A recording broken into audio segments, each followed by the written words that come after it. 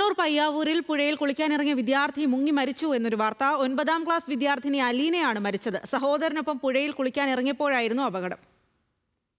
വിവരങ്ങളുമായി Sareesh P K ആണ് ചേരുന്നത്. സരീഷ്, എങ്ങനെയാണ് ഈ ഒരു അപകടം സംഭവിച്ചത്? വൈകിട്ട് 5 മണിയോടെയാണ് ഈ അലീന ഒഴുക്കിൽപ്പെടുന്നത്.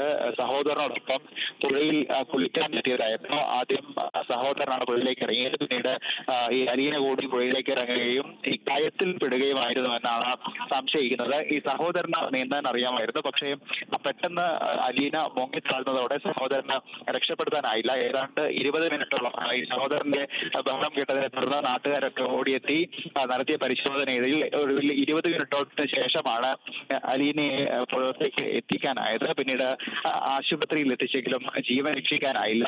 ഈ പുഴയിൽ കഴിഞ്ഞ ദിവസങ്ങളിൽ ഉൾപ്പെടെ മേഖലയിൽ ഈ മഴ ഉള്ളത് കൊണ്ട് തന്നെ വലിയ രീതിയിൽ അടിയൊഴുക്ക് ഉണ്ടായിരുന്നു. ഒരുപക്ഷെ ഈ അടിയൊഴുക്കിൽപ്പെട്ടതാകാം ഈ മരണ കാരണം അല്ലെങ്കിൽ ഒഴുക്കിൽപ്പെടാനുള്ള കാരണം എന്ന് തന്നെയാണ് സംശയിക്കുന്നത്. എന്തായാലും ഈ പോസ്റ്റ്മോർട്ടത്തിനായി മൃതദേഹം ജില്ലാ ആശുപത്രിയിലേക്ക് മാറ്റിയിരിക്കുകയാണ്.